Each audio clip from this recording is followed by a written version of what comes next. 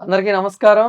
మనం ప్రతిరోజు ఎన్నో ఇంటర్వ్యూలు మనమైతే చేస్తూ ఉంటాం గానీ, ఇది తప్పకుండా ఒక స్పెషల్ ఇంటర్వ్యూ. ఎందుకంటే, ఈరోజు మన ముందున్న కళాకారులు, జనాల నుండి వచ్చిన కళాకారులు, జానపద కళాకారులు.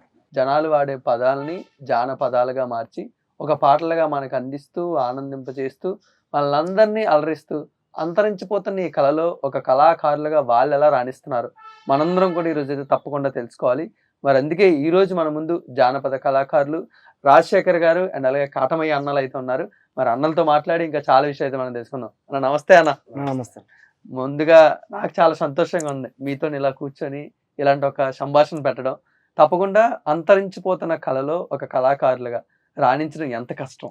ఇప్పుడున్న జనరేషన్‌లో ఈ జానపద కళలను మేము ఎంచుకున్న చెక్క భజన కళలను చేయాలంటే చాలా కష్టమైతంది. మేము బయట నేర్పించాలన్నా గానీ ఇప్పుడుండే ఈ డీజేలు గానీ, రికార్డ్ డాన్సులు గానీ ఎక్కడన్నా మేము చేయాలనుకుంటే ఈ జానపదాలను ఎక్కడే గానీ మమ్మల్ని ప్రోత్సహించలేదు. మేము ప్రోగ్రామ్ చేయాలన్నా ఏం చెక్క భజనలే, ఎందుకులే అనే చోటికి మాట్లాడతాం. మేము ఎంచుకునేది రామాయణం, మహాభారతం, జానపదం. మేము పాటలు పాడుకుంటూ, మేము తీరిక సమయాల్లో పిల్లలకు నేర్పించుకుంటూ, మేము ఈ చెక్క భజన ద్వారాగానే మేము పొట్ట నింపుకుంటున్నాం. కానీ ఇప్పుడున్న జనరేషన్‌లో వచ్చేసి ఏమైతుందంటే, కేవలం చెక్క భజన అనేది ఎక్కడో ఒక పల్లెటూరులలో మాత్రమే, చిన్న పల్లెటూర్లలో అది ఇప్పుడున్న జనరేషన్ వాళ్ళకైతే అస్సలు చెక్క భజన ఇష్టం ఉండదు. చెక్క భజన కావాలంటే డీజే మాదిరి ఉండాలా అని మమ్మల్ని ఎవరే గానీ ప్రోత్సహించడం లేదు. అన్న రాజశేఖర్ అన్న అయితే కొంచెం మాకు ఎక్కువగా పాటలుగా మాకు కనబడుతూ ఉంటారు. మీరు మాత్రం మాటల కన్నా చేతలతోనే ఎక్కువ చేస్తూ ఉంటారు కాబట్టి, అసలు ఇలాంటి కళలోని ఎంత రాణించడం కష్టం అన్న. ఆ చేతుల్ని ఆడిస్తూ మమ్మల్ని అందరిని అలరిస్తున్నావు కాబట్టి మీ మాటల్లో 2 మాటలు. వీళ్ళు పాటలు పాడి స్టెప్పులు, అడుగులు అన్నీ వేస్తుంటే మాకెంతో ఆనందంగా ఉంటుంది. ఆ చేతులు ఆటోమేటిక్‌గా తిరుగుతూనే ఉంటాయి సార్. ఇప్పుడు ప్రాక్టీస్ అంతా చేసింటాం కదా! భజన ప్రాక్టీస్ అంతా పిల్లలకి నేర్పించుకుంటాం. కానీ ఎంత కష్టం అన్న. ఎందుకంటే చాలా కష్టం. కొంతమందే దీనికి ఆదరణ చూపిస్తూ ఉంటారు. ఇది ఇప్పుడులో ఎందుకు? దీనికన్నా అన్న చెప్పినట్టు డీజేలున్నాయి. మనకేమో రికార్డింగ్ మ్యూజిక్స్ ఉంటది. పెద్ద పెద్ద సౌండ్‌లొచ్చే ఉంటాయి. వాటన్నిటికన్నా ఇది ఎంతో ఆనందాన్ని, హాయినిచ్చినా మనసుకి ఎవరు కూడా దీన్ని గుర్తించరు. సో అలాంటప్పుడు ఒక కళాకారుడిగా నీకేమనిపిస్తుందన్న? నాకిదే కడుపు నింపేది ఎక్కువ. దీనినే నమ్ముకున్నాను. సార్ పిలిచినా గానీ గురువులు పోతూనే ఉంటాయి సార్. అన్న రాజశేఖర్ అన్న అంటే మెయిన్‌గా అన్న. జానపద కళాకారులంటే ఇప్పుడు ఎలా వచ్చేసిందంటే మ్యూజియంలో ఎళ్లి చూడాలన్నట్టు వందలాది మందిలో ఎవరో ఒకరిని ఎంచుకోవాల్సొస్తుంది. అండ్ సినిమా ఇండస్ట్రీ కూడా అలాగే తయారైపోతుంటుంది. ఎందుకంటే మొత్తం అంతా అడ్వాన్స్డ్‌గా మారిపోయి ఈ జానపద కళాకారులు కూడా మర్చిపోయి ఏదో అక్కడక్కడ పెడుతూ ఉన్నారు. అసలు సినిమాలోని ఎంతవరకు అవకాశం ఉందన్న జానపద కళాకారులకి అసలు? జానపద కళాకారులకు సినిమాలో అంటే చాలా తక్కువ అన్న. చాలా అంటే చాలా తక్కువ. మేము ఎంతవరకున్నా ఈ చెక్క భజన అనేది రాయలసీమలో మాత్రమే, రాయలసీమలో 4 జిల్లాలుంటే 4 జిల్లాల్లో మాత్రమే చెక్క భజనను గుర్తించినారు. వేరే అలా ఆంధ్రప్రదేశ్‌లో గానీ, ఇట్లా తెలంగాణలో గానీ ఎక్కడే గానీ లేదు. Folk singers. ఈ ముఖ్యంగా చెక్క భజన కళాకారులకు లేదన్న. చెక్క భజన కళాకారులలో నాకు వచ్చిన అవకాశం నేను యూట్యూబ్ ద్వారాగా నా చెక్క భజన ప్రోగ్రామ్ నేను యూట్యూబ్‌లో పెట్టడం ద్వారాగా నాకు ఒక అవకాశం క్రేజీ యాంట్ ప్రొడక్షన్ వాళ్ళు 2021 సంవత్సరంలో నాకు అవకాశం ఇచ్చారు. అవకాశం ఇచ్చి డైరెక్టర్ నీలగిరి పేకమేడల డైరెక్టర్ గారు నీలగిరి గారు నాకు అవకాశం ఇచ్చారు. అవకాశం ఇచ్చి ఫస్ట్ ఆఫ్ ఆల్ నాకు ఆ మూవీలో చెక్క భజన చేపించాలి అని చెప్పాడు. కానీ ఆయన ఏం చేశాడంటే మళ్ళీ నాతో కొన్ని సాంగ్స్ చెక్క భజన సాంగ్స్ పాడించి అందులో ఒక సాంగ్ సెలెక్ట్ చేసుకొని ఆ పాటని సినిమాలో పెట్టాడు. నాకైతే చాలా చాలా సంతోషము. ఆయన రుణం నేనైతే ఎప్పుడు తీర్చుకోలేను. అన్న అంటే ఒకప్పుడు నాటకం ఉన్నప్పుడు ఈ కళాకారులందరికీ చాలా మంచిగా అందరిని గుర్తించారు. అవును. సినిమా నాటకం అనేది ఎప్పుడైతే సినిమాగా మారిందో కళాకారులు కూడా తగ్గిపోయి సినిమా ఆర్టిస్టులు అనేవాళ్ళు చాలా ఎక్కువ మంది అయిపోయారు. అవును. మరి ఈ మధ్యన తెలంగాణ నేపథ్యంలో సినిమాలు ఎక్కువగా వస్తున్నాయి కాబట్టి అవును. ఈ జానపద కళాకారులకు ఇప్పుడు ఏమైనా ఆ చొరవ గానీ, ఆ స్పేస్ గానీ ఏమైనా ఉందంటారా తెలుగు సినిమా ఇండస్ట్రీలో? చాలా తక్కువ అన్న. చాలా అంటే చాలా తక్కువ. గుర్తించలేదు. సాంగ్ పాడాము అయిపోయింది అంతే. అక్కడికి ఎండ్. తర్వాత అవకాశం అనేది మనం వేచి చూడాలి. అవకాశాల కోసం మనం వెతకాల. లేదంటే మేము పల్లెల్లోకి పోయేసి మా చెక్క భజన మేము నేర్పించుకుంటుండాల. నేర్పించుకుంటే కానీ లేదన్న అసలు. నేర్పించుకోవడానికి మేము పిల్లలకు నేర్పించాలన్నా కానీ ఊర్లలో మాకు ఎంకరేజ్మెంట్. ఇంతకుముందు మా డేట్లు ఖాళీ ఉండేవి కాదు అసలు. ఒక ఊర్లో నేర్పించిన తర్వాత నెక్స్ట్ మళ్ళీ ఊర్లోకి ఎప్పుడు వస్తారు మీరు, ఎప్పుడు వస్తారని మేము ఒక 2 months కానీ 3 months కానీ పిల్లలకు నేర్పించే వాళ్ళం. ఇప్పుడు అస్సలు లేదన్న, నేర్పించే ప్రోగ్రామ్స్లే లేవు.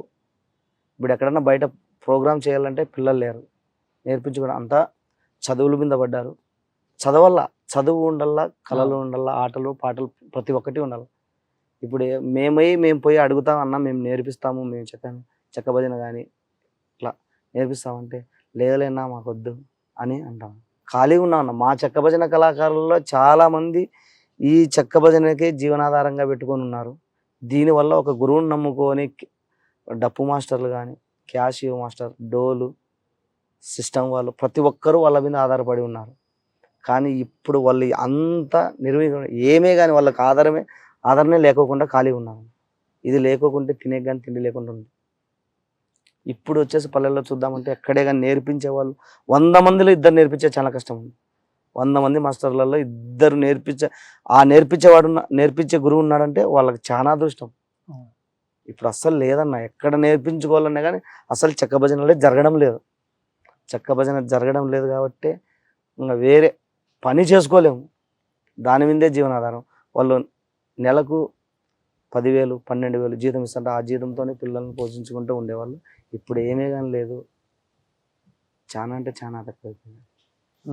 నువ్వు ఇందాక ఒక మాట అన్నావు అన్న, ఇదే నా పొట్ట నింపుతుందని. ఇప్పుడు ఈ పొట్ట ఇది 3 పూట్ల సంపూర్ణంగా నింపుతుందా, లేకపోతే ఎలా ఉందన్న ఇప్పుడు పరిస్థితి? అప్పట్లో బాగా జరుగుతుండేవి, ఇప్పుడు లేవు సార్. ఖాళీగా ఉన్నాం, ఇంటి దగ్గర అందరం కూలి పని వెళ్తున్నాం. అప్పుడు ఖాళీ లేకుండా డైలీ పోతుంటాయి భజన. ఓ భజన అయిపోతే ఇంకో భజనకి అలా పోతూనే ఉంటాయి. ఇప్పుడు అస్సలు లేవు సార్, తగ్గిపోయినాయి. అసలు ఏ వయసులో నువ్వు అది పట్టుకోవడం జరిగిందన్న? నీ ప్రయాణం ఎలా జరిగింది దాంతో? చిన్నప్పుడు అంటే బాగా నేర్చుకున్నా సార్. నాకు ఇది అంటే పిల్లప్పుడు అంటే జీతాలు ఉన్నాను, అక్కడ ఇక్కడ చేశాను, దీని మీద చాలా ఇంట్రెస్ట్ పెట్టి ముందుకు వెళ్ళాను సార్. దీన్నే నమ్ముకున్నాను, పోతూనే ఉన్నాను సార్. ఇప్పుడు కానీ అంటే ఇప్పుడు భజన లేక ఖాళీగా ఇంటికాడ ఉన్నా సార్. మీకు ఎప్పుడైనా బాధ వేస్తుందన్న? ఎందుకంటే ఇప్పుడు అందరూ అడ్వాన్స్డ్గా మారి వాళ్ళ దగ్గర డబ్బులు లేకపోయినా మంచి స్కూల్కి పంపించాలి, మంచి కళలు నేర్పించాలి అనుకుంటారు. డ్యాన్స్ అంటారు, మ్యూజిక్ అంటారు, వాళ్ళు పియానోస్ ఇవన్నీ నేర్చుకుంటారు. కానీ ఈ ఓల్డ్ ట్రెడిషన్ ఎవరు నేర్చుకుందాం, మన మట్టి నుంచి వచ్చింది ఎవరు నేర్చుకుందాం అని అనుకోరు. అలాంటి వాళ్ళకి మీరు ఎలా చెప్పుతారన్న? ఇఫ్ ఇన్ కేసు ఎవరికన్నా నేర్పించాలి అనుకుంటే వాళ్ళని ఎలా కన్వే చేస్తారు మీరైతే? నన్ను నమ్ముకొని వస్తే నేర్పిస్తాను సార్ నేనైతే. అని ఇప్పుడు లేవు సార్, అంతా మూల పడిపోయినాయి. శేఖరన్, అసలు మీ ప్రయాణం ఎలా మొదలైంది జానపద కళాకారుడిగా? మీ కుటుంబ నేపథ్యం కానీ అసలు ఇందులోకి వచ్చింది? అమ్మ నాన్న వచ్చేసి వ్యవసాయ కూలీలు అన్న. నాన్న రెవెన్యూలో విఆర్ఏగా జాబ్ చేస్తూ ఉండేవాడు. నేను వచ్చేసి డిగ్రీ వరకు చదివాను. చదివిన తర్వాత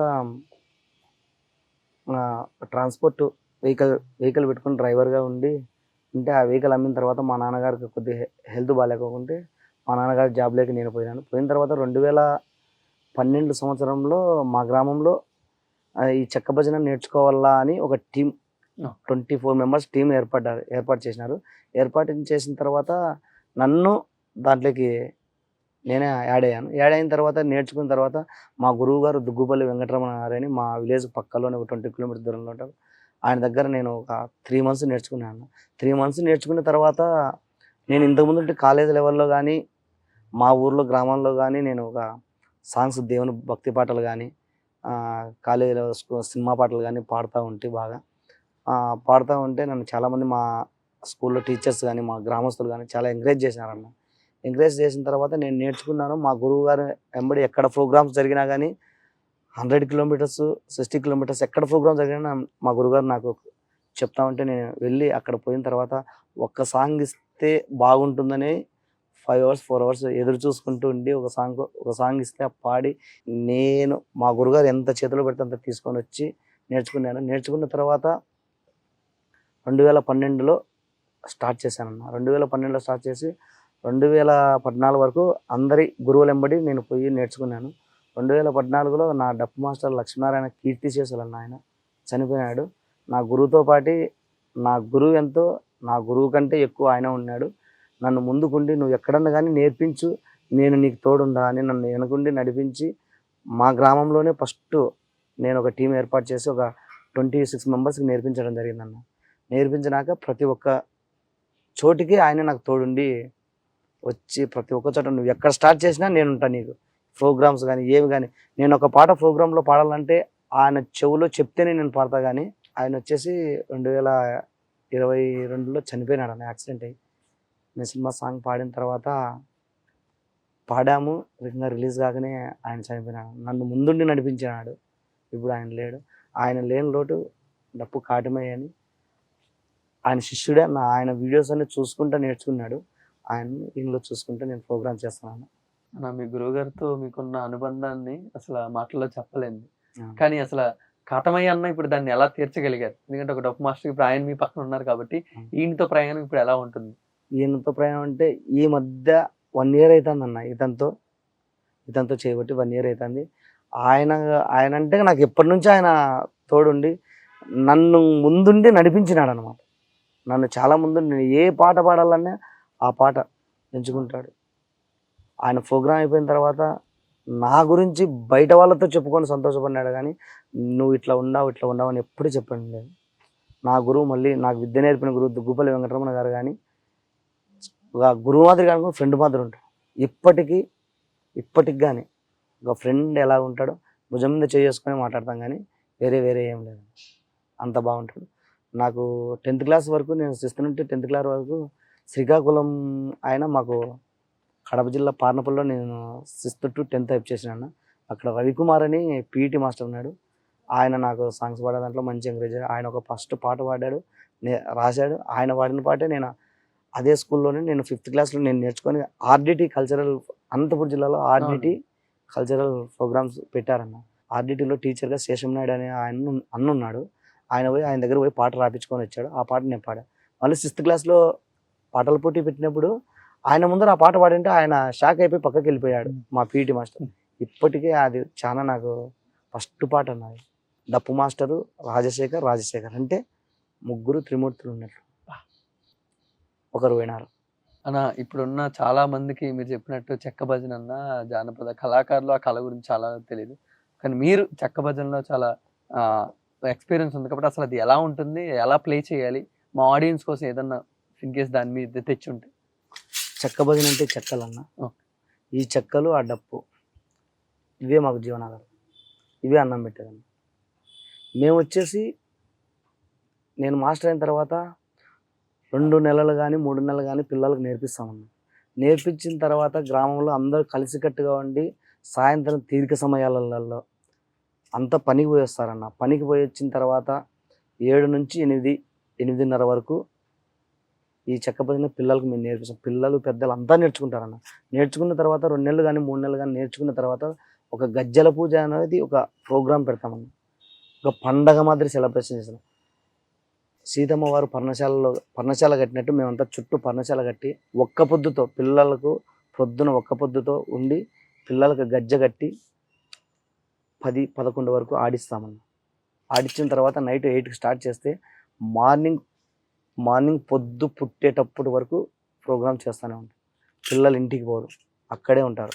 ఇంటికి పోయేటప్పుడు ఇంట్లోకి పోయి ఎర్రనీళ్ళు దిగదీసి కొబ్బరికాయ కొట్టేసి దిష్టి పోవల్ల అప్పటికి ఆ పిల్లలకు. వాటితో మేము చెక్క భజన ఆ ఊర్లో నేర్పించేది బంద్ చేస్తాము.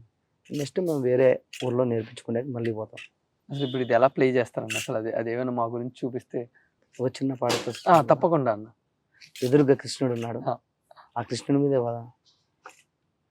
ఎదుకుల నందన రారా నిన్ను ఎత్తి ముద్దులాడెదరా, గోకుల కృష్ణారారా గోపాల కృష్ణారారా, గోకుల కృష్ణారారా గోపాల కృష్ణారారా, ఎదుకుల నందన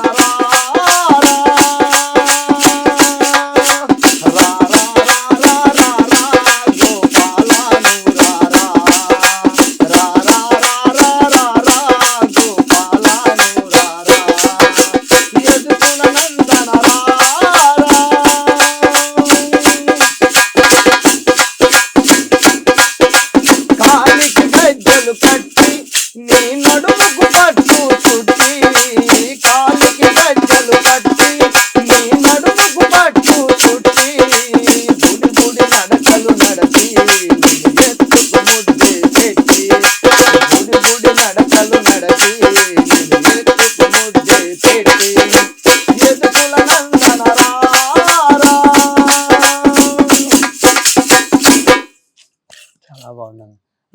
నేను ఇప్పుడు గమనించింది ఏంటంటే అన్న. మీరు ఎంత పర్ఫెక్ట్గా ఇక్కడ వాయిస్తున్నారో ఆయన అంత పర్ఫెక్ట్గా వాడుతారు.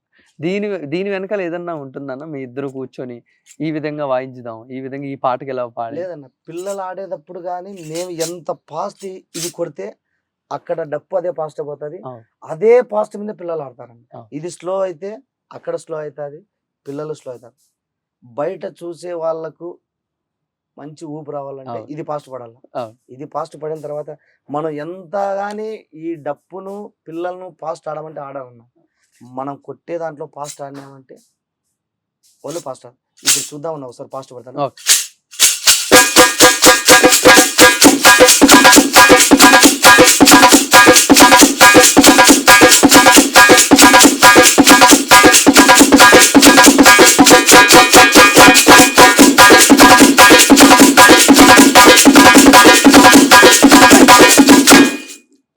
ఇది పోయే కొద్దీ పిల్లలు కానీ అదే స్పీడ్ ఆడతారు. అవునవును. ఒక బుల్లెట్ ట్రైన్ దూసుకున్నట్టు ఉంటారు. అసలు అద్భుతంగా ఉందన్న. అసలు ప్రతి పిల్లవాడు ఆటోమేటిక్గా తన కాలు కదపకుండా ఉండలేదు ఎవరైనా కూడా. ఇది కొడతా ఉంటే వాళ్ళు ఆటోమేటిక్ గా వెళ్ళిపోతారు. వాళ్ళ చేతుల్లో కానీ ఇదే ఉంటుంది అన్న. వాళ్ళు కానీ ఇప్పుడు ఎంతమంది అయితే ఆడుతున్నారో వాళ్ళు ఇదే చెక్కలే తీసుకొని ఉంటారు. వాళ్ళు సేమ్ ఇదిగా చెక్కలు కొడతానే ఉంటారు. అదే స్పీడ్ తిరుగుతూ ఉంటారు అన్న. అన్న మంచిగా కృష్ణుడి మీద ఒక పాట పాడడం జరిగింది. కానీ నీ పాట ప్రయాణం మొదలుపెట్టిన ఆ పాట ఏమైనా గుర్తుంటే దాంతో ఏమైనా మొదలు పెడదాం. అందరూ ప్రశంసలు ఇచ్చారు కదా ఆ పాట. అది ఎప్పుడే కానీ నేను చెక్క భజనలో యూజ్ చేయలేదన్న. చెక్క భజనలో యూజ్ చేయలేదు. నేను స్కూలు కాలేజీలోనే వాడినా కానీ వేరే దగ్గర ఎప్పుడు పాడలేదు. ఏ పిల్ల వస్తావు పిల్ల, ఏ పిల్ల పోతావు పిల్ల, ఏ పిల్ల వస్తావు పిల్ల, ఏ పిల్ల పోతావు పిల్ల, నీది మీద నాది మనసు, నీది మీద నాది మనసు, ఏ పిల్ల వస్తావు పిల్ల, ఏ పిల్ల పోతావు పిల్ల. మా ఊరి పక్కలోనే ఒక విలేజ్ ఉంటుందన్న. ఆ విలేజ్ మీద కల్లూరికి నువ్వు పోతే మామ, కాటుక డబ్బీనే తీసుకొని రావోయ్ మామ, హోయ్ కాటుక పెట్టి చూడు కన్ను కొట్టి చూడు, కాటుక పెట్టి చూడు కన్ను కొట్టి చూడు, నీది మీద నాది మనసు, నీది మీద నాది మనసు, ఏ పిల్ల వస్తావు పిల్ల, ఏ పిల్ల పోతావు పిల్ల. సూపర్ అన్న. ఇంత చక్కని సాహిత్యాన్ని ఏ విధంగా అసలు పొందపరుచుకుంటారు? ఇప్పుడు నువ్వు రీసెంట్ గా రాసిన పేకమేడల్లో గానీ అన్న. అది కూడా ఎంత అందంగా ఉంటుందో. ఒక ఆడపిల్ల భావం గాని, ఆమె బాధ్యతలు గాని, ఆమె పరిస్థితులు గాని ఒక్క పాటతోని జనాలందరికీ అర్థమవుతుంది, ఎవరైతే సాహిత్యాన్ని బాగా వింటారు. అన్న. అసలు మీరు ఆ సిచ్యువేషన్ లో ఎలా రాయడం జరిగింది ఆ పాట గురించి? అన్న పాట వచ్చేసి నేను రాయడం కాదు కానీ అన్న, నేను ఆడిషన్కి వచ్చాను. మా స్మరణ్ సాయి గారి దగ్గరికి, మ్యూజిక్ డైరెక్టర్ దగ్గరికి వచ్చానన్న. వచ్చిన తర్వాత వాళ్ళు ఆ టీమ్ డైరెక్టర్ గారు నాతో సాంగ్స్ పాడించుకుంటున్నారు. దగ్గర దగ్గర ఒక 30 సాంగ్స్ పాడానన్న. 30 సాంగ్స్ మా చెక్క భజనలోటి పాడాను. పాడిన తర్వాత ఏమైందంటే డైరెక్టర్ గారు చెప్పారు, లేదు మాస్టర్ గారు స్లోగా ఉండాలి, ఫస్ట్ స్లోగా పిచ్ అవ్వాలి, ఉన్నట్టుండి హై పిచ్కి వెళ్ళాలి పాట, అదైతే ఏదో మీ చెక్క భజనలో స్టార్ట్ చేయండి అన్నాడు. అన్నప్పుడు నాకు మా చెక్క భజనలోనే ఒక సాంగ్ గుర్తుకొచ్చింది. అన్న కీర్తిశేషులు అన్న చెప్పాడు, లక్ష్మీనారాయణ గారు, అత్తంటే తొక్కుడు కొయ్య, మామంటే మంచం కొయ్య, మొగుడంటే మోసం కొయ్యమ్మా, ఓయమ్మా అలివి గాని మొగుడే వీడమ్మా, అమ్మోయమ్మా అమ్మోయమ్మా అలివి గాని మొగుడే వీడమ్మా.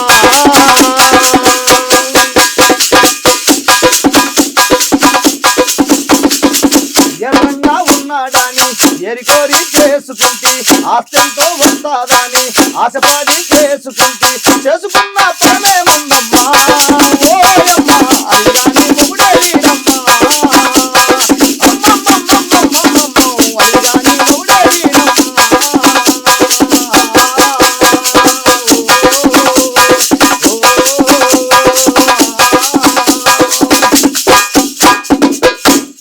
ఈ పాట పాడానన్నా. ఈ పాట పాడింటే వెంటనే డైరెక్టర్ గారు లిరిక్ రైటర్ భార్గవ్ కార్తిక్ అన్న అన్నను పిలిచాడన్న. అన్నను పిలిచి ఈ పాట చేస్తున్నాము, దీని గురించి రాయమన్నాడు. అన్న కొద్దిగా టైం తీసుకున్నాడు. టైం తీసుకొని పాట రాశాడన్న. పాట రాసి నాకు స్వరం సాయి గారు పెట్టారు. పెట్టిన తర్వాత నేను ఆ పదాలు చదివితేనే అప్పుడే అనుకున్నానన్న, ఒక ఆడపిల్ల జీవితం మా పక్క పక్క ఇంట్లో కానీ మా ఇంట్లో కానీ ఎలా జరుగుతుందో మా ఇంట్లోనే అనుకున్నా ఎట్లా జరుగుతుందో అదే సిచ్యువేషన్లో ఆడపిల్ల గురించి పాట రాశాడు. ఇది మంచి సక్సెస్ అవుతుంది అని అనుకున్నాను. ఈ పాట పాడగా నాకు చాలా అదృష్టం అని భావించానన్న. భావించి నేను వచ్చేసి ఇక్కడికి వచ్చి పాట పాడడం జరిగింది. నాకైతే డైరెక్టర్ గారు ఫుల్ సపోర్ట్ అన్న. డైరెక్టర్ గారు కానీ ఎంటైర్ టీం అంతా సపోర్ట్ చేసి నాతో పాట పాడించారు. వన్ డే హై పిచ్ అన్న, 6:30లో కానీ పాడతా, 6:30లో కానీ పాడతా.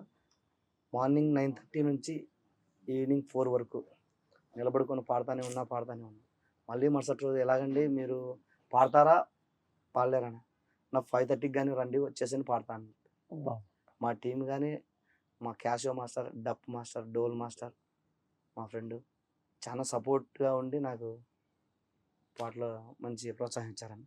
అన్న ముఖ్యంగా ఆయన గురువు వీడియోలు నువ్వు చూస్తూ మెల్లగా నువ్వు నేర్చుకొని ఇప్పుడు ఆయన ఎంతో మందికి గురువై ఎంతో మందికి విద్యార్థులను తయారు చేయడం. అసలు మీ ప్రయాణం ఎలా ఉంటుంది శేఖర్ అన్నతో? మీ ప్రయాణం చాలా బాగుంటుంది సార్. అన్నతోనూ ఎక్కడ అన్న పిలిచినా కానీ నాకు వేరే ప్రోగ్రామ్ ఉన్నా కానీ ఖచ్చితంగా అది ఎగరగొట్టుకొని అన్నకు వెళ్తా. అట్లా ఆయన అంటే చాలా నాకు ఇష్టం సార్. శేఖర్ అన్న దగ్గర ఒక కళాకారుడిగా మీకు బాగా నచ్చేది ఏంటన్న? ఆయన వల్లంగా 10 మందికి నన్ను బాగా పరిచయం చేశాడు సార్. ఆయన బాగా హుషారు, బాగా పాటలు పాడడము, ఆడియడము బాగుంటుంది సార్. అన్న ఇప్పుడు వీలుంటే డప్పుల్లో అసలు ఎన్ని రకాలుగా మనం కొట్టచ్చు అనేది ఏదైనా కొన్ని నీ వంతు చూపిస్తే ఆడియన్స్ ఎంజాయ్ చేస్తాం.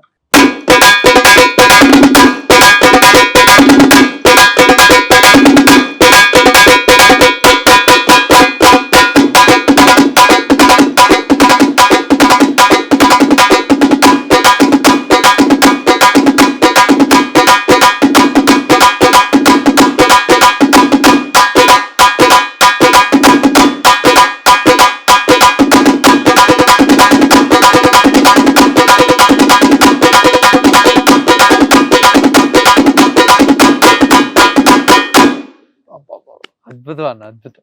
అసలు దీని మీద నువ్వు ఎంతవరకు సాధన చేస్తూ ఉంటావు అన్న? ఇంకా కొత్త ఏమన్నా నేర్చుకోవాలి, ఇలాంటివి ఏమైనా ఉంటాయి? ఉంటాయి సార్, నేర్చుకోవచ్చు.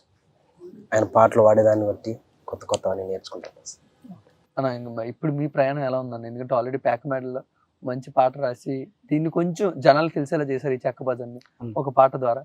ఇప్పుడు ప్రయాణం ఎలా ఉంది సినిమా అనే ఈ ఇండస్ట్రీలో? అంటే ఏం లేదన్న, పాట రిలీజ్ అయింది, అయిపోయింది. నేను మా ఊర్లో నేను డ్యూటీ వ్యవసాయం నేను చేసుకుంటున్నాను. అక్కడక్కడే ఉందన్న. ఏమన్నా వస్తే చేయాలి, అవకాశం వచ్చే చేయాలని, అంతకు తప్పితే అవకాశం రాకుంటే మామూలు ఇంకా మేము ఎక్కడన్నా కానీ వెతకాలి, మేము నేర్పించడానికి వెతుక్కొని చేసుకుంటా. ఈ చెక్క భజననే నమ్ముకొని ఉంటే చాలా కష్టం అన్న. నమ్ముకోలే, జీవితాన్ని ఇచ్చింది, జీవితాన్ని తీసేస్తుందేమో భయం అవుతుంది. లేదన్న, మాకు బయట ఏం చేసేకి లేదు, దీని మీద ఆధారపడి లేకోకుండా వేరే పని ఏదైనా చేసుకోవాలని అందుకోసం వ్యవసాయం చేసుకుంటాను. అన్న, జానపద కళాకారులకి ప్రభుత్వం నుంచి ఎలాంటి సహాయం కానీ సపోర్ట్ కానీ లేదంటారా? ఏం లేదన్న. 60 above 60 సంవత్సరాలు పైబడిన వారికి మాత్రమే పెన్షన్ ఇస్తాను. అది పెన్షన్ మామూలు ఇప్పుడు వృద్ధాప్య పెన్షన్ అది వస్తుంది కదా, అలాగే వస్తుంది. కానీ మా వాళ్ళకి ఏమీ లేదన్న. చెక్క భజన కళాకారులు కళాకారులు అనే వాళ్ళకు ఎటువంటి ఆదరణ ప్రభుత్వం నుంచి లేదన్న. అదే కాకుండా మేము ప్రోగ్రామ్ చేస్తాము, నైట్ అయిపోయిన తర్వాత 1 గంట 2, 3, 4 ఏ టైం ఉన్నా కానీ మేము మళ్ళీ ఇంటికి పోవడం, మధ్యలో ఏం జరిగినా కానీ ఏది లేదన్న. అలాగేనా ఆయన చనిపోయినది కానీ మా అన్న లక్ష్మణ్ ప్రోగ్రాం పోయి వచ్చేటప్పుడే యాక్సిడెంట్ జరిగింది.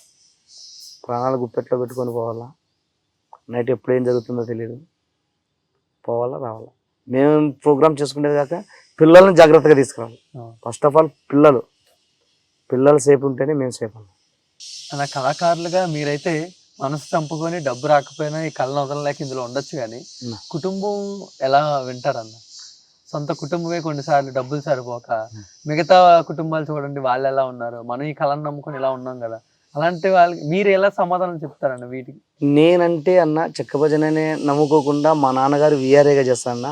ఆ విఆర్ఏ వచ్చిన జీతంలో 10,800 జీతం వస్తుంది. ఆ జీతంతో సంసారం చేసుకుంటాను. చెక్క భజనతో వచ్చిన డబ్బులతో సంసారం చేయాలంటే చేయలేం, కష్టం. అమ్మ రోజువారి కూలి, అమ్మ దాంతో సంసారం గడుపుతూ ఉంటుంది. నాకొద్ది నేను ప్రోగ్రామ్స్ ఉంటే నెలకో 2 నెలలకో ప్రోగ్రామ్ ఉంటే ఒక ప్రోగ్రామ్ ఉంటే అంతో ఎంతో డబ్బులు మిగిలితే దాన్ని నేను మిగిలించుకునేది కాకోకుండా ఎంటైర్ టీం క్యాష్ డోలు డప్పు నాకు 10 రూపాయలు మిగిలిందంటే వాళ్ళకు మంచిగా 2 రూపాయలు అనే వాళ్ళ వాళ్ళు బాగుంటే నేను బాగుంటాను, నేను బాగుంటే వాళ్ళు బాగుంటారు అని అట్లా ఉన్నాం. కటమేనా మీ జీవితంలో కుటుంబం నుంచి వాళ్ళు ఆనందపడే ఆ సిచ్యువేషన్ ఏంటి? బాగా బాధపడిన ఏదైనా ఉందా? ఎలాంటివి? బాధలు అయితే ఉన్నాయి సార్.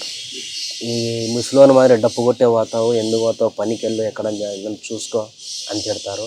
కానీ నేను దీన్ని నమ్ముకున్నా కాబట్టి పోతూనే ఉంటాను సార్. ఎవరేమనుకున్నా కానీ పోతూనే ఉంటాను. ఎప్పుడైనా కానీ పోతుంటాను. నైట్ పూట్లో అయిపోయినాక వస్తుంటాను ఇంటికి. బాగానే జరుగుతుంది సార్. అసలు ప్రభుత్వం నుంచి ఎలాంటి సహాయం అందితే బాగుంటుంది అనుకుంటున్నా కళాకారులకి? ఇది సార్ ఏమి వయసు ఉండాలంటున్నారు కానీ ఇది రావడం లేదు సార్ నాకు. మీకు అంటే ప్రభుత్వం నుంచి ఎలాంటి సహాయం వస్తే ఇది ఇంకా బతుకుతుంది అంటాం? 10 మందికి ఎలా తెలుస్తుంది? కళాకారులను గుర్తించి స్కూళ్ళల్లో ఎలాగైతే సైన్స్, సోషల్, మ్యాథ్స్, ఇంగ్లీష్ ప్రతి ఒక్క సబ్జెక్టు పెడుతున్నారు కదా, పెట్టేటప్పుడు ఒక మండలంలో 2-3 మాస్టర్స్ ఉన్నారు. ఆ స్కూళ్ళల్లో ఒక్క 1 అవర్ పిల్లలకు ఆటపాట నేర్పిస్తే చాలా బాగుంటుంది కదన్న. నాదైతే నా ఆలోచన స్కూళ్ళల్లో కానీ నేర్పించి పిల్లలకు ఒక 1 అవర్ గేమ్స్ పీరియడ్ పెడుతున్నారు కదన్న. ఆ గేమ్స్ పీరియడ్ టైంలో మాకు ఒక అవకాశం ఇస్తే మేము కానీ వాళ్ళకు నేర్పించిన వాళ్ళం. డబ్బుతో ముఖ్యం కాదన్న, డబ్బు ముఖ్యం కాదు, వాళ్ళు ఎంత ఇచ్చినా ఓకే మాకు. ఇప్పుడు నేర్పించడానికే లేదన్న, ఎక్కడ నేర్పించేకి లేదు. అనంతపూరు, కడప, కర్నూలు, చిత్తూరు ఈ 4 జిల్లాల్లో చెక్క భజనకు చాలా మంచి పేరు ఉందన్న. డీజేలకు పోలీసు వాళ్ళు పర్మిషన్ ఇయ్యరు కానీ మా చెక్క భజనకు పర్మిషన్ ఇస్తారు. ఎందుకంటే భక్తి పాటలు పాడతాము, చాలా ఇన్నసొంపుగా ఉంటుందని ఉంటుంది. కానీ నేర్చుకునేవాళ్ళు లేడు, ప్రోగ్రాం పెట్టించేవాళ్ళు లేడు. ఎక్కడో పెట్టిస్తారు, పెట్టించిన తర్వాత నైట్ 1 గంటకు 2 ప్రోగ్రామ్ అయిపోతుంది. ఆ డబ్బుల కోసం, వాళ్ళు ఇచ్చే డబ్బుల కోసం వెయిటింగ్ చేయాలి. ఆయన ఫుల్ పేమెంట్ ఇస్తాడో తెలియదు, ఈడో తెలియదు. అయిపోయిన తర్వాత మీరు అది బాగలేదు, ఇది బాగలేదు అని డబ్బులు పట్టుకుంటారు. కానీ మేము వచ్చిన వాళ్ళకు ఇవ్వకోకుండా ఉండలేము. చాలా ఫేస్ చేస్తామన్నా. చివరిగా ఇంకా ఈ చెక్క భజనతోని అసలు ఎన్ని రకాలుగా మనం వాయించవచ్చు దీన్ని, ఎలా ఆడొచ్చు దీంతో? ఈ చెక్క భజనలో ఫస్ట్ మేము నేర్పించేది చేసే స్లోగా చెప్తామన్నా. స్లోగా వచ్చేసి ఒక రామాయణం ఈ చెక్క భజన సీతారామ చెక్క భజన, సీతారామ చెక్క భజన అంటారు ఈ చెక్క భజనని. ఫస్ట్ కానీ మేము పాడేది కానీ రాముని పాటలే, శ్రీరాముని పాటలే పాడతాము. మహాభారతం, జానపదం. మధ్యలో ఇప్పుడుండే యూత్కు ఈ ఫోక్ సాంగ్స్ కానీ ఇప్పుడు మా వాళ్ళు అంతా నేర్చుకొని అవి కానీ పాడతాం. స్లోగా వచ్చేసి స్లోగా పాడతామన్న. ఒక శ్రీరామచంద్రుడు తండ్రి మాటను జవదాటగా అడవులకు పోయేటప్పుడు ఒక పాట పాడుతూ ఉంటాడు. పోయి వచ్చదామయ్యా జనకా మొచ్చదాను, పోయి వచ్చదామయ్యా తండ్రి నిన్ను విడానాడి, పోయి వచ్చదామయ్యా.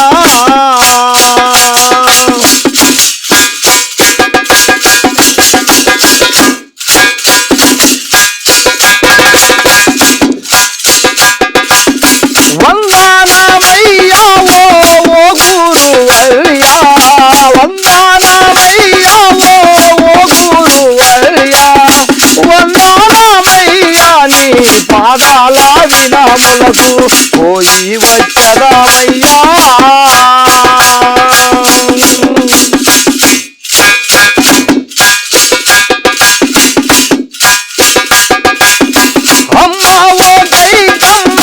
కౌసల్య సౌమిత్రి ముగ్గురు తల్లులకు మృదముతో వందనాలు, పోయి వచ్చదామయ్యా.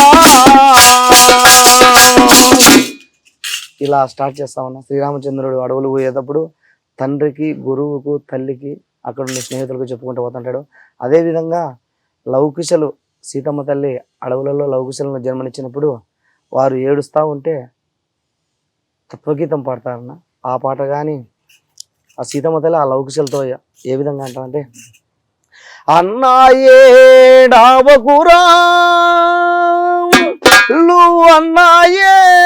అన్నాయేడావకురా, ఏడిస్తే నీ కనులా లీలాలు రాలునయ్యా లీలాలు రాలిదే నే చూడాలేనయ్యా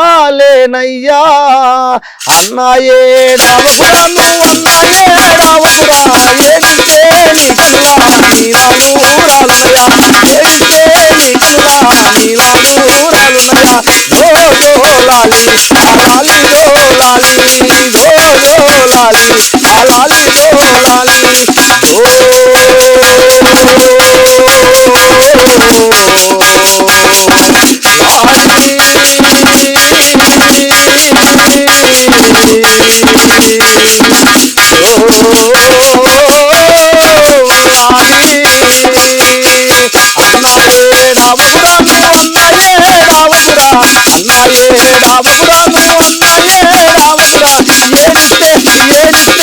ఏడిస్తే నీకనులా నీలాలు రాలునయ్యా ఏడిస్తే నీకనులా నీలాలు రాలునయ్యా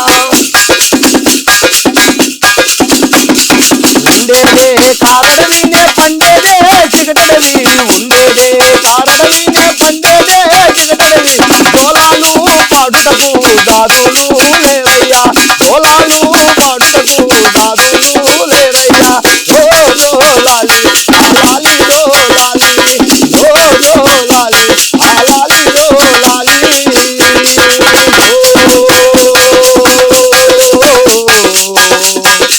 లాలి జో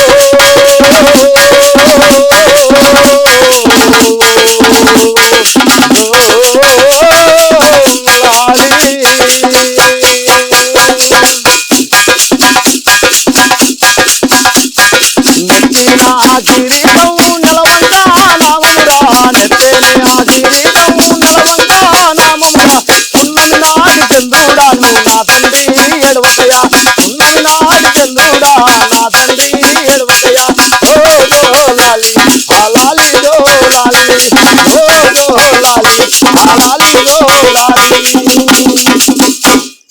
ఇలా పాడతానంటాను ఏదన్నా ఎవరి గురించి పాడమన్నా దాన్ని అట్లే అనుకుంటాము ఎవరి గురించైనా చెప్తానే వేరే ట్యూన్ చేసుకొని ఆ పాట పాడుతూనే ఉంటాము నేను నేర్పించేటప్పుడు నేర్జంపల్లి అని ఒక విలేజ్ ఉంది ఆ పిల్లలు నాకు చాలా ఫుల్ సపోర్ట్ అన్న ఆ పిల్లలు నా గ్రామంలో నేర్పించిన పక్కన గ్రామం పిల్లలు వాళ్ళు నాకు సపోర్టివ్గా ఉండి అక్కడ నేను నేర్పించేటప్పుడు 3 పిల్లలు యాక్సిడెంట్ అయ్యి ఒకటే రోజు చనిపోయినారు నా పూజ అయిపోయింది పూజ అయిపోయిన తర్వాత అయిపోయిన 10 రోజులకే చనిపోయినారు మళ్ళీ మరుసటి ఇంకో అబ్బాయి చిన్న ఒకటే కమ్యూనిటీ వాళ్ళే చనిపోయినారు చనిపోయిన తర్వాత వాళ్ళకు ఒక 41 రోజుల తర్వాత ప్రోగ్రామ్ పెట్టారు ఆ పిల్లల మీద పాట పాడాలి అందరికీ చెప్పాను సరే అన్నారు ఎవరు లేదు ప్రోగ్రామ్ కట్టి పోతున్నా టైం 1/2 అవర్ ఉంది నేను మా డబ్ మాస్టర్ బైక్లో పోతున్నా అన్న పాట రాయలేదు కదన్న వాళ్ళ గురించి ఏం పాడదాం ఏం పాడతావు అబ్బా అన్న ఇది చెప్పన్నా నువ్వు పాట ఒక పాట బంగారు బొమ్మ ముత్యాల కొమ్మ రావే ఇటు రావే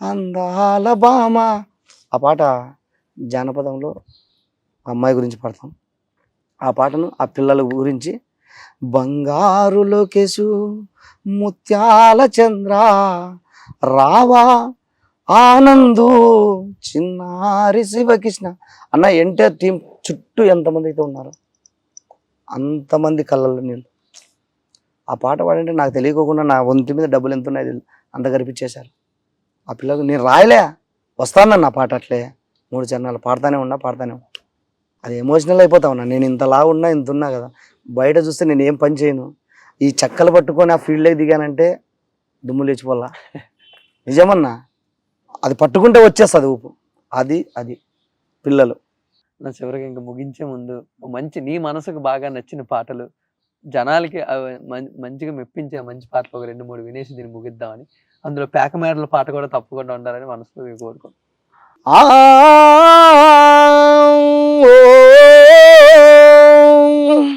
ఆనందం వత్తకి స్వాహ మనశ్శాంతి మామకి స్వాహ మొగుడికి నువ్వు మొత్తంగా స్వాహ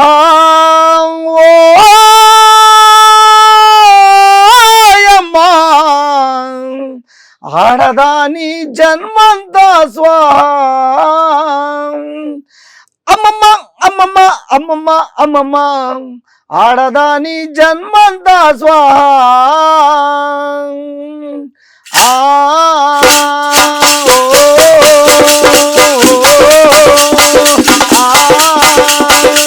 ఆనందం వస్తకి స్వాహ మనశాంతి మామకి స్వాహ ఆనందం వస్తకి స్వాహ మనశాంతి మామకి స్వాహ మొగుడికి నువ్వు మొత్తంగా స్వాహ ఓయమ్మ ఆడదాని జన్మంతా స్వాహ అమ్మ అమ్మ అమ్మ అమ్మ ఆడదాని జన్మంతా స్వాహ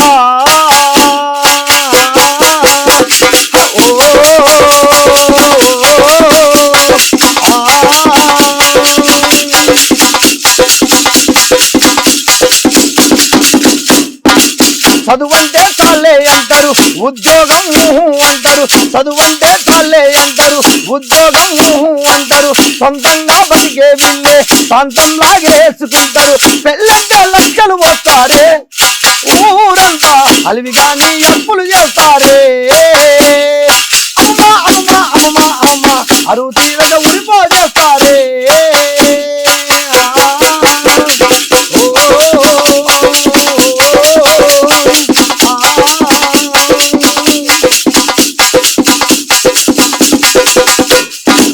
నలుగురిలో విలువే మొద్ది పదుగురిలో పరువే మొద్ది నలుగురిలో విలువే మొద్ది పదుగురిలో పరువే మొద్ది సంసారం వీధిన పడితే లోకం ఏ తీరున చూస్తాయి సర్దుకుంటే తప్పేంటంటారే ఊరంతా అలివిగాని అప్పులు చేస్తారే అమ్మ అమ్మ అమ్మ అమ్మ అరువు తీరగా ఉడిపోజేస్తారే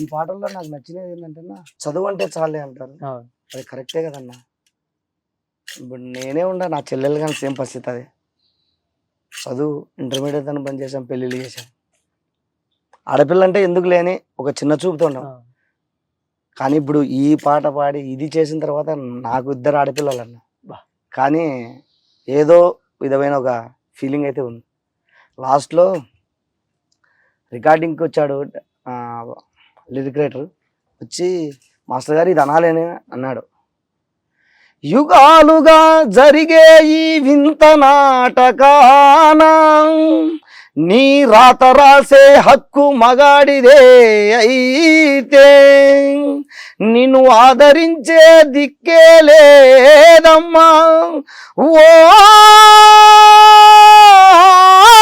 జన్మా నిన్ను ఆదరించే దిక్కే లేదమ్మా కరెక్టే కదన్నా దిక్కుందన్నా లేదు కదా ఆడవాళ్ళకు ఇప్పుడు సమాజంలో జరిగేది చూస్తాను సొసైటీలో ఏం జరుగుతుందేమో ఫస్ట్ అంతా ఒక 20 టేకులు తీసుకున్నా 20 సార్లు పాడలేకపోయాను ఎలా అనేలా తెలియదు మా మ్యూజిక్ డైరెక్టర్ గారు ఎందుకు మాస్టర్ మీరు భయపడుతున్నారా మా చెప్తానే ఒక్కటే టేక్ ఆ సినిమాలో కానీ ఉందన్న సినిమాలో కానీ నేనే చేశాను మీరు నీలగిరి గారు వీళ్ళందరూ ఉంటారు కదా చేశాను చాలా అంటే చాలా మంచి రెస్పాన్స్ వచ్చింది సినిమాకి వెళ్ళా నేను ఈ సాంగ్ అయితే ఎప్పుడైతే వచ్చిందో అప్పటి నుంచి బీటెక్ చేసిన విద్యార్థులు ఎక్కువ మంది యూత్ ఉన్నారు ఈ సాంగ్ వచ్చినప్పుడు సైలెంట్ అయినారన్న చాలా అంటే చాలా నేను అప్పుడు అనుకున్నా నేను పాట పాడినందుకు చాలా హ్యాపీ ఆ సాంగ్ నేను విన్న తర్వాత బాగుంది చివరగా పరిస్థితులు బట్టి మనం మారిపోతూ ఉండాలి అని అంటూ ఉంటారు కదా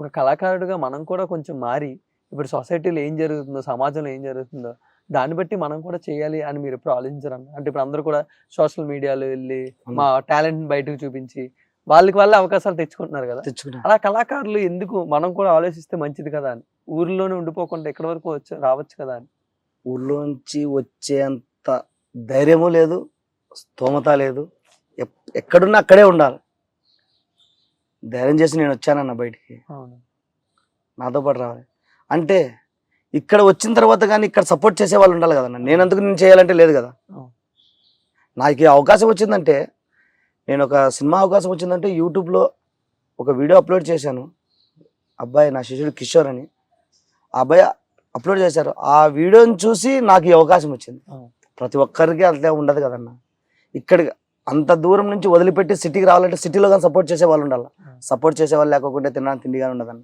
చాలా కష్టం చేయాలనే మాకు కోరిక ఉంది. మా దగ్గర టాలెంట్ ఉందన్న. ప్రతి ఒక్క చెక్క భజన కళాకారుని దగ్గర, ప్రతి ఒక్కరి దగ్గర, ప్రతి ఒక్కరి దగ్గర ఏదో ఒక టాలెంట్ అనేది ఉంటుంది. ఆ టాలెంట్ నిరూపించుకోవాలంటే సపోర్ట్ చేసేవాళ్ళు ఉండాలి. ఒక్క చివరి ప్రశ్న, కళాకారుడిగా నీకేమైనా ఇంకా సంతృప్తి, ఇది చేస్తే నా జీవితంలో సంతృప్తి వస్తుంది, లేకపోతే ఇది నా కోరిక, ఇలా ఏమైనా ఉన్నాయన్న, ఇది జరిగితే బాగుంటుంది ఇప్పటికైనా అన్నట్టు? కోరికలు అనంతం కదన్న. అవును, కానీ కళాకారుడిగా కోరికలు ఒకటి ఉంటుంది అనంతం, కాదు. కోరికలు అనంతం. కళాకారునిగా ఈ చెక్క భజన ద్వారాగా నేను సినిమా ఇండస్ట్రీలోకి వచ్చాను, పాట పాడాను, స్క్రీన్ మీద నేను కనపడినాను. అంతకంటే ఆనందం ఏంది లేదన్న. చాలా ఇంకా కొద్దిగా అవకాశాలు వచ్చి ఫ్యామిలీని అందరినీ చూసుకోవాలా, ఇంకా బాగా చూసుకోవాలా అనేది నా కోరిక. ఒక కళాకారుడిగా నీకున్న ఏదైనా కోరిక, ఎప్పటికన్నా ఇది జరిగితే బాగుంటుంది అన్నట్టు? మేము కానీ ఏదో సినిమాలో అట్లా కొద్దిగా కనపడాలని మాకు ఏదో కోరిక ఉంది సార్. డప్పు అనేది అంకితంగా ఏదో ముందుకు తీసుకెళ్ళాలి, మాకు సహాయం చేయాలని కోరుకుంటున్నాం. దానికి ప్రయత్నాలు ఏమైనా జరుగుతున్నాయి అన్న? సినిమాల్లోకి రావాలి అనుకుంటున్నారు కాబట్టి ఏమన్నా అన్న ద్వారా పోతానేమో అనుకుంటున్నాను. అండ్ చివరిగా మీ మాటల్లో అన్న, జనాలకి, చూసే ప్రేక్షకులకి, ఎందుకంటే వాళ్ళు రెగ్యులర్గా చాలా సినిమాలు కానీ ఇవన్నీ చూస్తుంటారు, కానీ ఇలాంటి ఒక ఇంటర్వ్యూ వాళ్ళందరూ కూడా చాలా స్పెషల్. చాలా రోజుల తర్వాత వాళ్ళ చిన్నతనాలు అన్ని గుర్తు చేసుకుంటూ వాళ్ళు కూడా మా ఊర్లో చూసాం కదా ఇదంతా అనుకుంటూ ఉంటారు. అలాంటి ప్రేక్షకులందరికీ మీ మాటలో చివరికి ఏదైనా చెప్పాలని? ఈ చెక్క భజన కళాకారులను, ఈ జానపద కళాకారులకు ఆదరించేవారు లేక ఎక్కడున్న వాళ్ళు అక్కడే ఉన్నారన్న. ప్రజలు ఆదరిస్తే వాళ్ళు కానీ గుర్తింపు పొంది మంచి మంచి అవకాశాలు పొందుతారని నా కోరిక. ప్రజలు కానీ వాళ్ళను ఆదరించాలని కోరుకుంటున్నాను. ఒక వీడియో పెడితే ఒక బ్యాడ్ కామెంట్ చాలా పెడతారన్న. చాలా అంటే చాలా బాధ అవుతుంది. మేము నలుగురికి చూపించల్లా, మాదేదో మా టాలెంట్ మేము ఇస్తానం పొడుస్తానం అనేది కాదు, కానీ ఇది అనేది కళ ఉంది. ఈ కళ అనేది ఉందన్న. ఎంతో ప్రసిద్ధిగాంచిన చెక్క తోలుబొమ్మలాటగా అనంతపురం జిల్లా ఫేమస్ నిమ్మలకుంట పద్మశ్రీ వచ్చిందన్న. మాకు అలా అవార్డులు ఏమొద్దు, ఆదరిస్తే చాలు, ప్రజలు ఆదరించల్లా. తప్పకుండా మీతో మాట్లాడుతుంటే ఇంకా మాట్లాడాలని అనిపిస్తుంది. ఎందుకంటే ఎన్నో విషయాలు బయటకు వస్తూ ఉంటాయి. అంటే మాకు కూడా తెలియని ఎంత ఉందా, ఎందుకంటే ఏవేవో వెస్ట్రన్ కల్చర్ అంతా మనం ముందుకు తీసుకొస్తాం, ఫారెన్ లో ఉండదంతా మన దగ్గర ఉన్నది మనం మర్చిపోతూ ఉంటాం. ఇలాంటివి చూసినప్పుడు చాలా ఆనందంగా, హాయిగా ఉంటుంది. వెస్ట్రన్ కల్చర్తో మేము ఊప్ సాంగ్స్ పాడతామన్నా. మేము ఊప్ సాంగ్ పాడాలంటే ఒక ఇదిగా ఉంటుంది. ఒకసారి ఒక పాట పాడదామన్నా. తప్పకుండా. రేనాటి చిన్నదానా,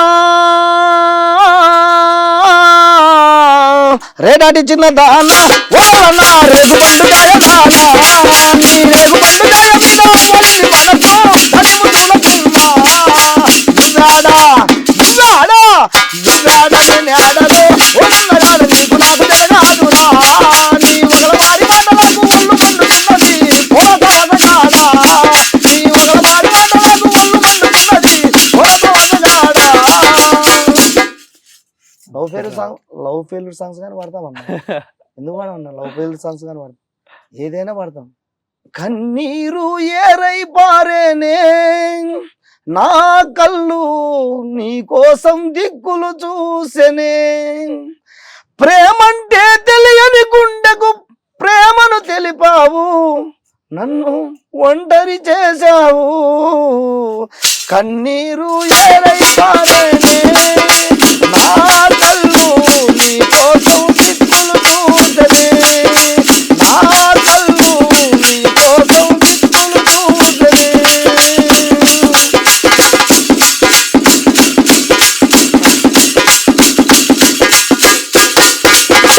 నువ్వు పోయే నా వల్ల నా చెట్టైనే పెడతా, నీకు నీడ కాచి పెడతా, ఎప్పుడు తోడుగానే ఉంటా, మరు జన్మైనా ఇటు ఉంటే నీ కోసమే పుడతా. కన్నీరు ఏలై పారేనే నా కళ్ళు, నీ కోసం దిక్కులు చూసనే. పాడతానా? సపోర్ట్ లేదన్న, ఎంకరేజ్ చేసేవాళ్ళు లేక అలాగే అక్కడే ఉన్నాం. ఏ సాంగ్స్ అయినా పాడతాం. తప్పకుండా సపోర్ట్ తొందరలో రావాలని మనస్ఫూర్తిగా కోరుకుంటున్నాను అన్న. Thank you. ఎందుకంటే నీలాంటి గురువులు చాలా అరుదుగా ఉంటారు.